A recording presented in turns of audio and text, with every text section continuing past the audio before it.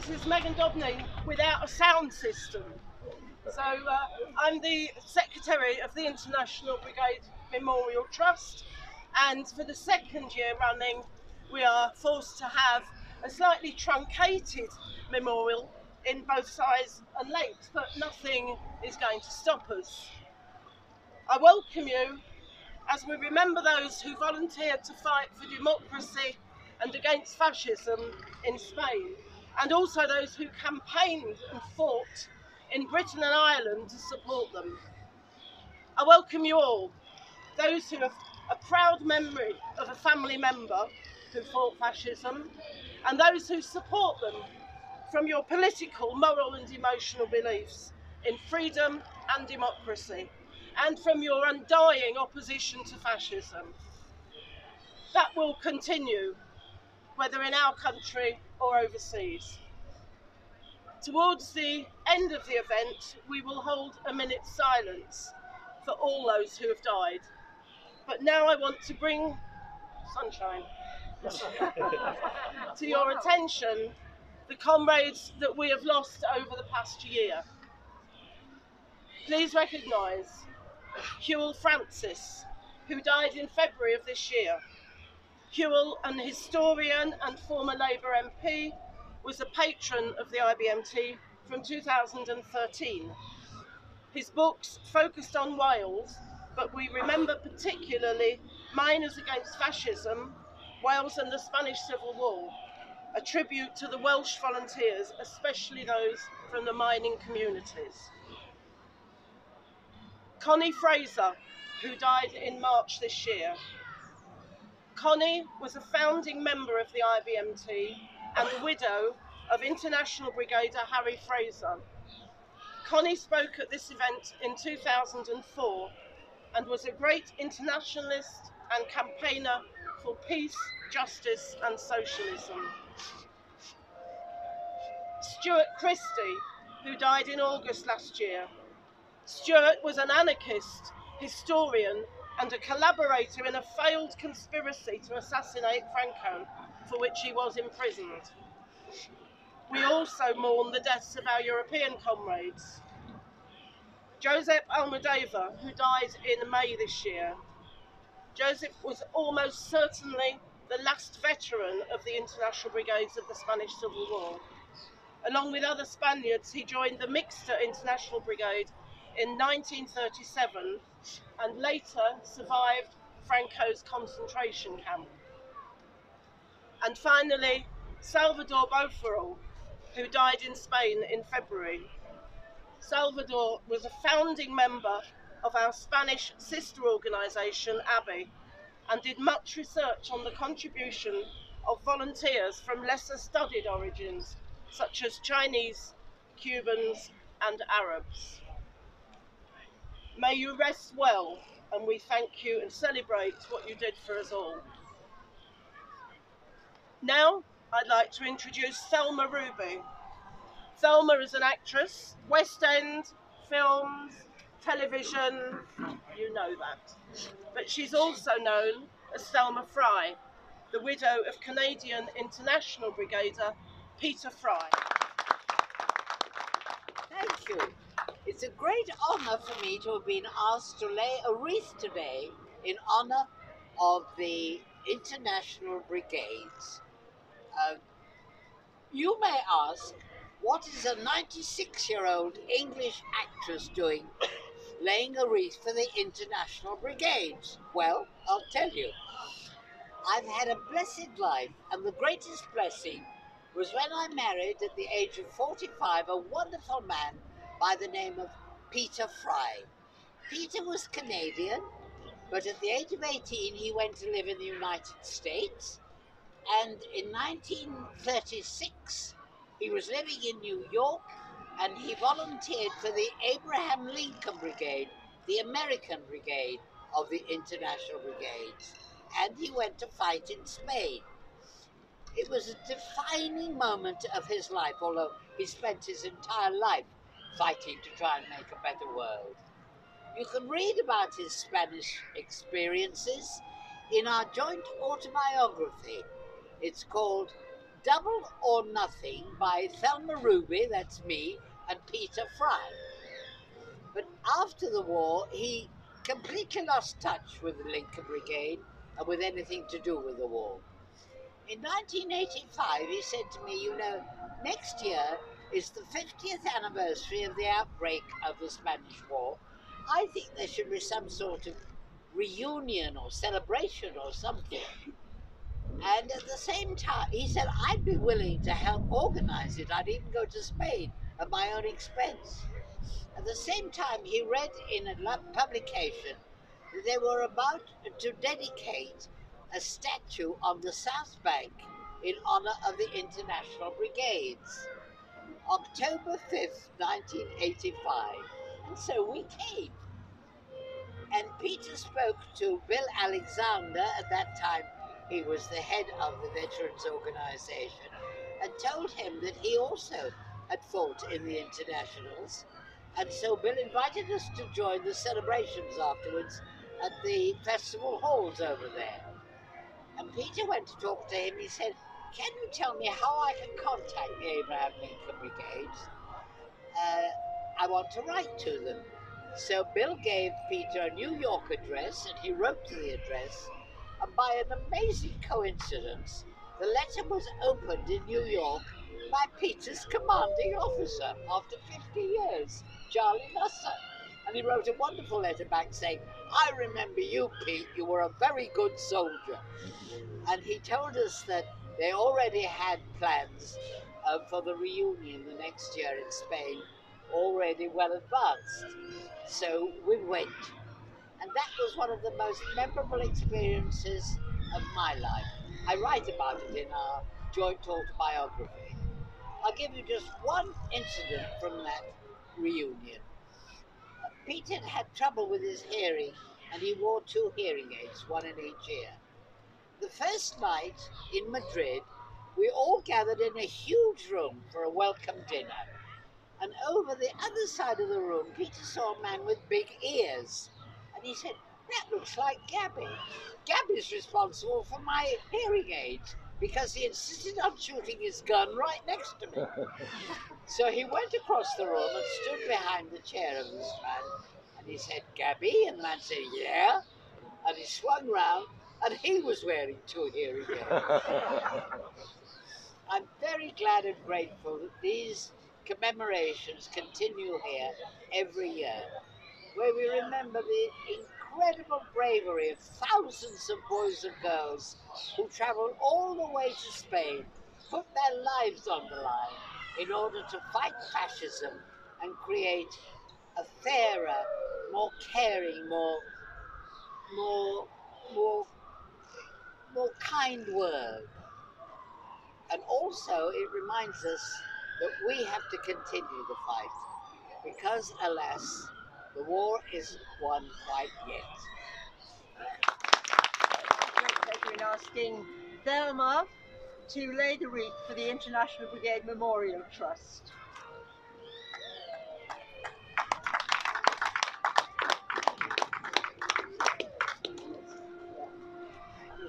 I hope I've done that right. You've done it brilliantly. Thank you for a lovely speech.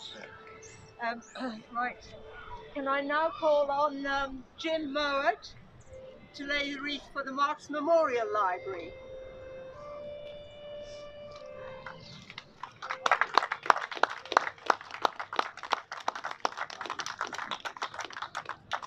And David Chanter for the Oxford International Brigade Memorial Committee.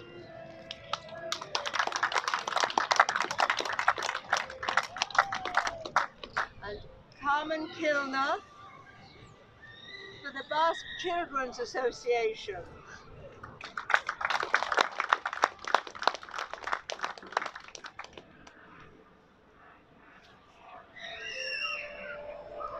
Mick Whelan for ASLA, the Train Drivers Union.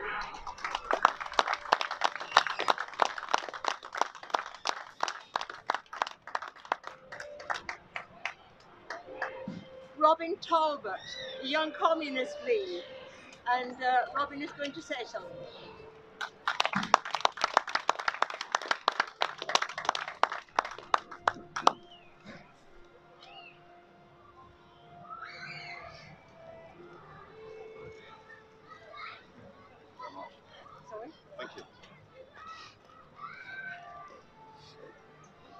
Thank you, everyone. My name is Robin Talbot. I'm chairperson of the Young Communist League of Britain. Thank you. Chairperson of the Young Communist League of Britain, which is the youth wing of the Communist Party. I just want to say a few words. So, as you know, many young people in Britain volunteered to join the battle against the fascist beasts in Spain. And the vast majority were members of the Communist Party and the Young Communist League. And they did not do this because their country asked them to do it. They did it because they thought it was the right thing to do. These were young men and women who had lives in Britain, but who saw the lives of the Spanish people and youth being trampled upon, and whose hunger for justice in our world, full of oppressed and some oppressors, motivated them to join the titanic struggle against a terrible and powerful enemy. Why do we fight? Because we believe with every fibre of our being in justice. Because we won't be swayed by tyranny, and because it is the right thing to do. These young men and women made this difficult decision to join Spain, not because they wanted to die on Spartan battlefields, but because they wished to truly live. They wished to fight for the living. They wished to fight for the future of humanity, which at that time all over Europe was under a dark and oppressive cloud.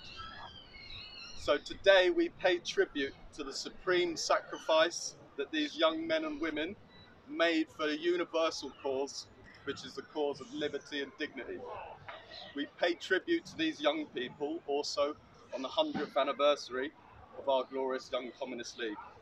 But our greatest tribute that we'll pay to them shall be a solemn pledge, which is though no matter what the sacrifice, we'll continue fighting for the future of humanity.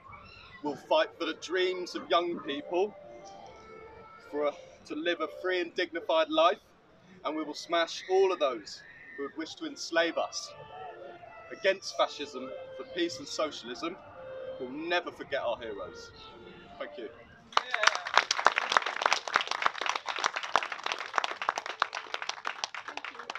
Now I'd like to call on Phil Brand, the Communist Party of Britain.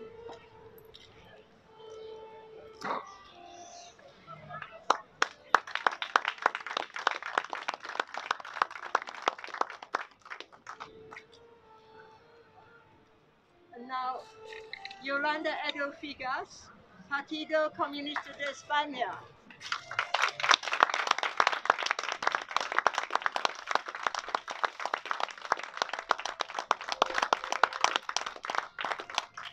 Now we have Paul Ward, who is going to read two wreaths, one for the Manchester CPB and for our Northwest group of the IBMT. Not an easy job, but he's managing, yes.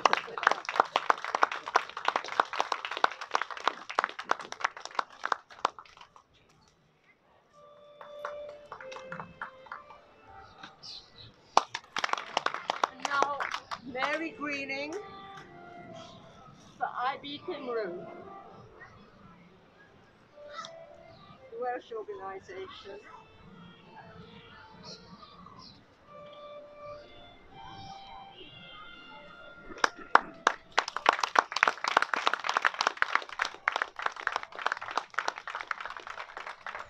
You might have noticed they've got a new banner. We've got a new banner which commemorates the Welsh who went to Spain. Now, Tony Lennon, TUC London, East and South East region.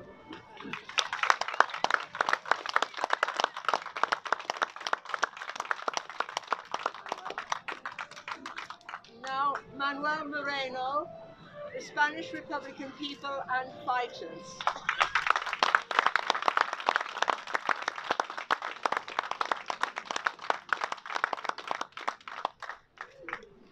Now, Adam Wogar is playing a wreath and a photo of Bill Alexander.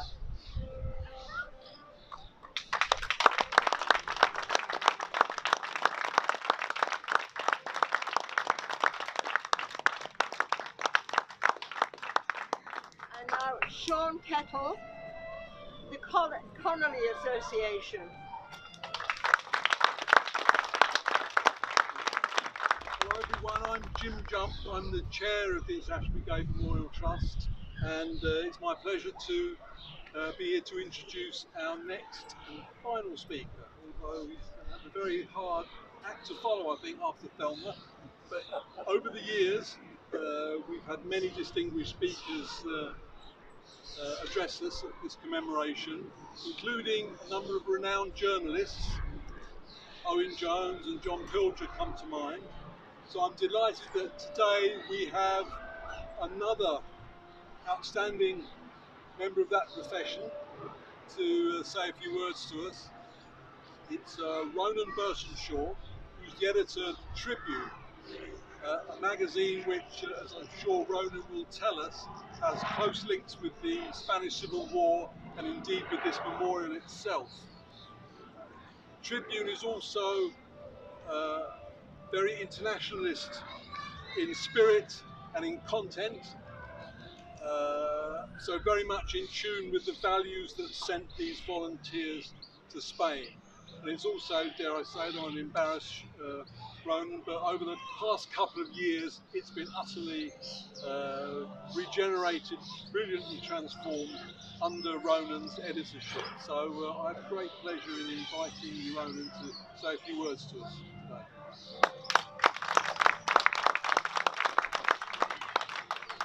Comrades, thank you first of all to Jim for a lovely introduction. A lot of you are not going to know who I am. Jim gave a bit of background there in terms of me working with Tribune and whatever else. For those of you who wouldn't have picked up from my first name, now you all know I'm also Irish. By virtue, I'm sure, of the accent, you figured that out. I want to say it's a huge honour to speak here today. It's a huge honour to speak in memory of all of those who went to Spain to fight against fascism and for the Republic. And also it's a huge honour to speak here in support of the International Brigade Memorial Trust. And I want to say thank you first of all for all of us of the younger generations, to everyone who's contributed over so many years to the International Brigade Memorial Trust, for keeping alive the memory of those who went to Spain, the struggle that they were engaged in, and for reminding us of the relevance that it continues to have for all of us today. When I think back over my own political journey, the Spanish Civil War is a fairly important part of it. One of the first really radicalizing moments that I had as a teenager was listening to that song, which I'm sure all of you who are here, if you're here at this commemoration, you'll know the song of Christy Moore, but also Ronnie Drew sang Viva la Quinta Brigada about the 15th International Brigade to Spain. And trying to delve into the story behind that song. Who were these people? What was their story? Hearing those incredibly evocative words, even the olives are bleeding, written by what I later discovered was somebody who died at 22 at the Battle of Jarama, Charlie Donnelly from County Tyrone. And trying to understand what it was that had brought all of those people to this foreign land to fight for a cause that was, to me at that time, something I didn't quite understand. Little did I know at that stage that I would go on to become friends with Luke O'Riordan and Manus O'Riordan, the grandson and son of Mick O'Riordan, whose book had inspired that story, that song in the first place. And it was, you know, over the course of my political life, a big feature in those early years when I was living in Ireland. The story of Spain and the story of what had happened with those Irish volunteers. And at that period, you know, as time went on, I began to understand not only the urgency of the cause, but the complexity behind it.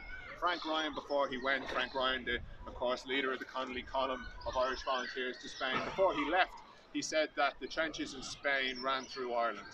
And that argument in those first years, before he left, was actually an argument in the first instance for staying, before they would all get up and go to a new front line in a different country. But what he was talking about was the fact that the reality at that time of what motivated so many Irish Republicans and left-wingers and socialists and communists to be concerned with the cause in Spain was that they truly believed that Ono Duffy and his brigade of Irish fascist supporters would come back from Spain as heroes and would bring about a fascist government in Ireland, which would do to Ireland and Irish democracy and Irish Republicans and leftists and socialists and communists what they were trying to do in Spain. And also, you know, Frank meant something I think more intimate about what was happening in Ireland. The fact that so much of our own battles, the kind of question of the Catholic Church, the question of the Republic, were relevant to what was happening in Spain at that time as well. I think back, and one of the early memories that I have and getting active was around the time of Bob Doyle's funeral. This was in, I think, 2009. And reading the story of Bob Doyle, a fantastic and fascinating story of a man who, just before he had gone to Spain to fight in the Connolly column, had been involved in an anti-communist kind of putsch in Ireland, inspired by the church's hysterical campaigns about the role of communists and so forth, and how on the one hand he'd been taken in by this kind of aspect of Irish nationalism, and through encountering Republicans and socialists and radicals had been inspired by that other spirit of the Irish liberation struggle to go and fight only a year or two later in Spain on behalf of the International Brigades. And I think as well about other more complex, maybe even for those of us from Ireland, situations. The story of the likes of Harry Midgley. And I went and I read about what happened with Harry Midgley, was somebody who was a representative of the Northern Irish Labour Party who lost his seat because he came out and supported the Republican cause and the International Brigades at a time when actually the Catholic Church in Ireland was tremendously opposed to it. And the Irish News, an Irish nationalist paper, ran a campaign, a vitriolic campaign against him.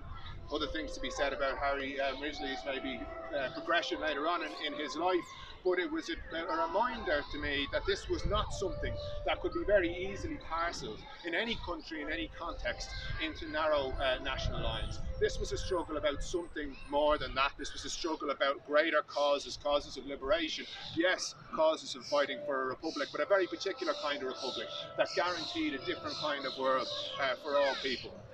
And this was something that, you know, to me was very important. It meant that as I grew older and came to understand the Irish contribution to the International Brigades, I understood and celebrated those 7 men from the Shankill who died fighting for the Spanish Republic just as much as I celebrated all of those who are commemorated more regularly in the Republic of Ireland in the south and their contribution to the struggle. There's a book which I'd encourage you all to get, a very important book written by Emmett O'Connor and Barry McLaughlin that's come out recently called In Spanish Trenches. Emmett O'Connor himself is a descendant of a Spanish Civil War veteran, and in that they talk about another aspect of the complexity of Ireland's relationship with the International Brigades, which is the fact that the vast majority of Irish people who went and fought in Spain were not actually coming from Ireland. They were coming from Australia and America, they were coming from Canada, and most of them were coming from here. And this was another thing that was really compelling to me as I've gone on, and I think of my own family and the generations of them who've emigrated abroad, including myself going to look for work, and found that in this country that so many of the Irish who went and fought with the Connolly column were actually politicised here, got their first political comrades here, and went and fought side by side with British volunteers in Spain. And it is fitting, I think, when we talk about all of the context of this, and I imagine myself, you know, as an Irish person over here, that I'm standing in front of a memorial that was opened by Michael Foot in 1985. Michael Foot, my predecessor for many years as editor of Tribune, because that aspect, that other kind of thread that runs through my life now, obviously as editor of Tribune, is the history of the publication, its heritage and where it comes from. And the truth of it is, without the Spanish Civil War and without the International Brigades, there is no Tribune. Tribune was born on the same day in 1937 as something called the Unity Campaign. This was a campaign put together by a broad front of socialists and communists. The opening letter signed by Stafford Cripps of the Socialist League, but also by Harry Pollitt of the Communist Party, James Maxson of the Independent Labour Party, calling for a united working class effort against fascism in Europe. And it was inspired, that Unity Campaign, by the battles that were going on in Spain and across Europe against fascism. And it was as a mouthpiece for that Unity Campaign and that effort to build unity on the left against fascism and to build a kind of resilience and resistance in the working class movement against these threats that Tribune was born. there are many fascinating stories, you know, I could tell about, not as fascinating, by the way, I should say, as Thelma and her stories. I don't have those kind of connections to it, and God, I think it's a fantastic thing that we can hear from so many people who are involved and connected, and through their families, and people who are laying pictures of their relatives and so on here today. That is a great contribution, really, to the memory of the International Brigades, and something we can all learn from. But there are good and fascinating, interesting stories involving Tribune and the brigades as well. One of the ones that I remember most clearly, but people forget, there was an Ira Bevan, the very first time he was expelled, one of his 3 times being expelled from the Labour Party, was for defending the principles of the Unity Campaign, defending the idea of a united front with other leftist groups at the time of the Spanish Civil War. Throughout the 1930s, Tribune carried eyewitness reports from Spain, including one by Clement Attlee, which told the story about what was happening in Spain and the scandal of the Labour movement's failure to support the Spanish government, but also, more broadly than that, the contribution of the Chamberlain government to the situation in Spain. In 1938, Tribune's front page and its main rally during May Day was for Spain and for freedom. The front page read, "For a Labour victory, for victory for our Spanish and Chinese comrades, for defeat of fascism on all fronts, for triumph of socialism home and abroad." And over the years, I like to think the Tribune as a publication has kept that memory and that tradition alive.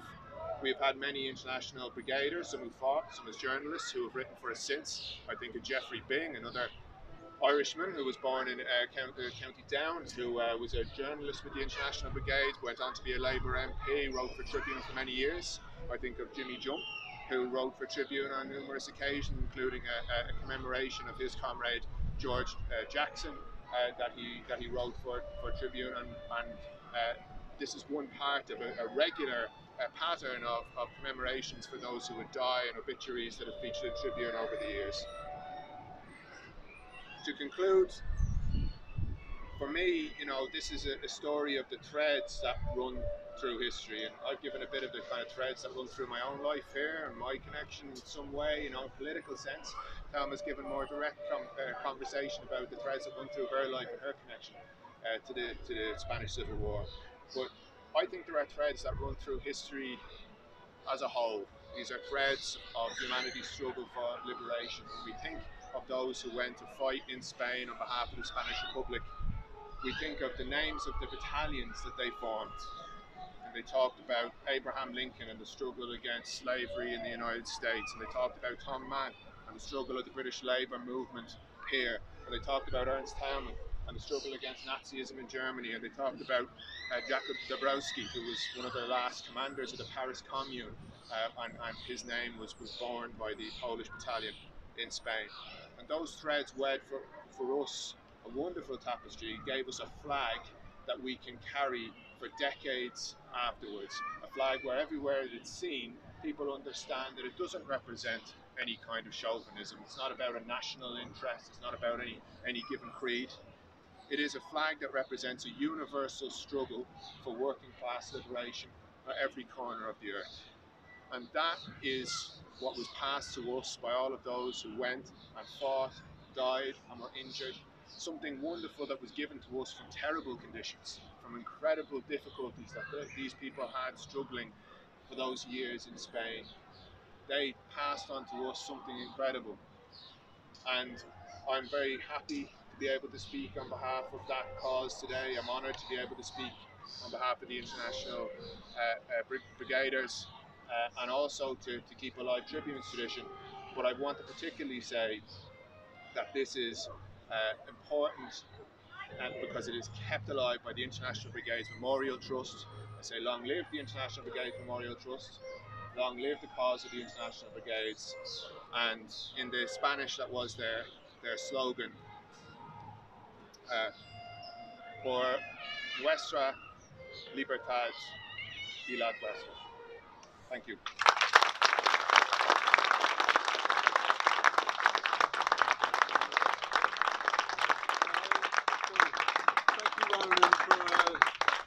Really excellent, very inspiring and informative contribution. And we look forward to, I think we're almost certain to be able to ask you to publish it.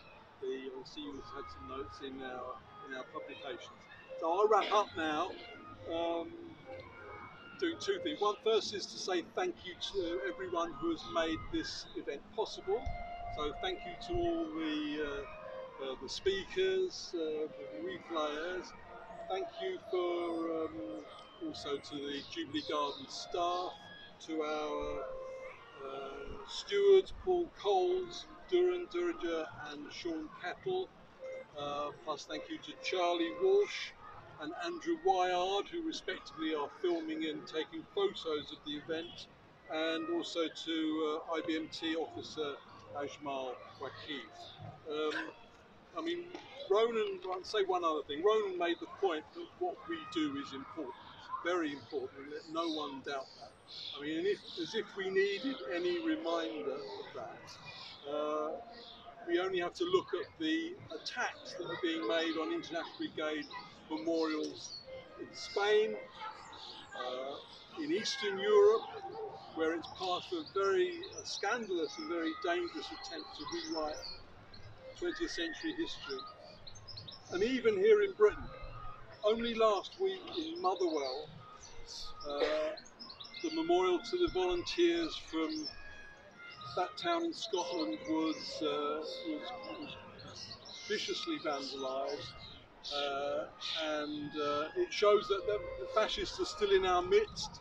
They're here in Britain, they're still around the world, and the power and the legacy that these people, the volunteers, have passed on to us is still a threat to them, and they so much so that they have to attack the memorials to these volunteers. And in this regard, talking about Motherwell, we should give a special shout out and thanks to Steve McGowan and son Stephen from Motherwell, who took it on themselves last weekend to remove the disgusting far-right and fascist slogans daubed on what is one of Scotland's finest memorials. So our work goes on. La lucha continua. Please support us in whichever way you can. Go to our website. If you're not a member, become a member. Please think about making a donation, becoming a friend of the IBMT to help our vital educational and commemorative work. I hope to see this, I'll finish now, I hope to see you all next year, and we'll have a full-length, hour-long commemoration with music and the rest of it, and microphones as well, and we can all sing Dalia Parama and the Internationale and shout once again, as we do every year, Viva la Repubblica, no pasará. Thank you.